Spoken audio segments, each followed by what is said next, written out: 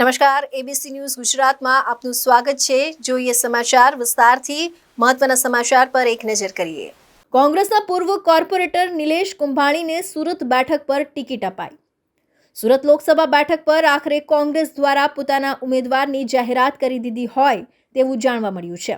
હાઈકમાન્ડે સુરત બેઠક પર પોતાની ટિકિટ આપી હોવાનો દાવો નિલેશ કુંભાણીએ કર્યો છે। નિલેશ કુંભાણી સુરતમાં એક જાણીતો ચહેરો છે, તેમજ સૌરાષ્ટ્રીયન પાટીદારોમાં પણ નિલેશ કુંભાણીનું આગવું નામ છે। નિલેશ કુંભાણીએ જણાવ્યું હતું કે પાર્ટીએ મારા પર વિશ્વાસ કરી ટિકિટ આપી છે તો 100% 1.5 લાખથી લીડથી જીતીશ। મૂળ રાજુલાના નિલેશ કુંભાણી 2 વાર મહાનગરપાલિકાની ચૂંટણી લડ્યા છે, જેમાંથી 1 વાર કોંગ્રેસ તરફથી જીતી પણ ચૂક્યા છે, જ્યારે 1 વાર વિધાનસભા લડી ચૂક્યા છે, જેમાં પણ તેમને હારનો સામનો કરવો પડ્યો છે। સુરત બેઠક પર મુકેશ દલાલ અને નિલેશ કુંભાણી વચ્ચે એકતરફી જંગ થવાનો છે। નિલેશ કુંભાણી કોંગ્રેસના સક્રિય કાર્યકર્તા છે। ખેડૂત પુત્ર અને પાટીદાર સમાજથી આવનાર નિલેશ કુંભાણી રિયલ એસ્ટેટ વેપાર સાથે સંકળાયેલા છે, ત્યારે આ વખતે તેઓ ભાજપના ગઢમાં ગાબડા પાડવા કરતાં કેટલા મતોની ભાજપની જીતની લીડ ઘટાડે છે તે જોવું રસપ્રદ રહેશે। નિલેશભાઈ, કોંગ્રેસે ફરી એકવાર આપના પર વિશ્વાસ મૂક્યો છે, શું કહેશો?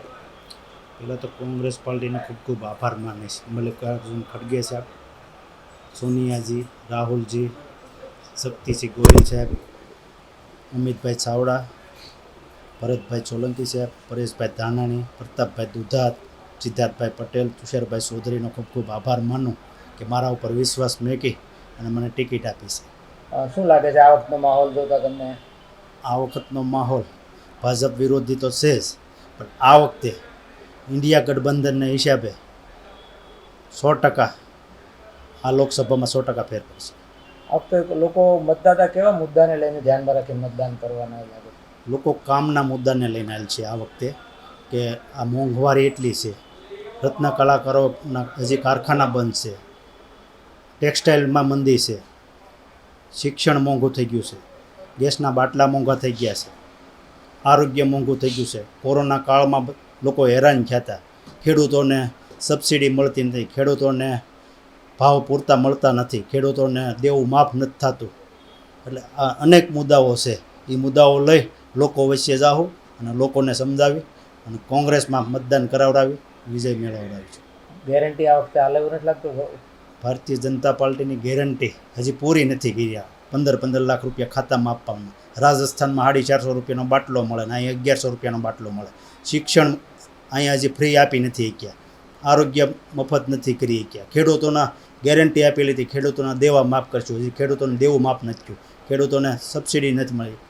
આજે રત્ન કલાકારો 2 ભાઈઓએ આત્મહત્યા કરી છે।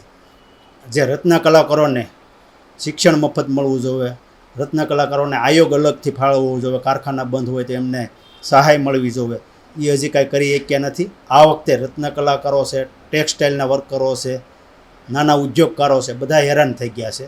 Arvind Rathod, ABC news Gujarat, Surat.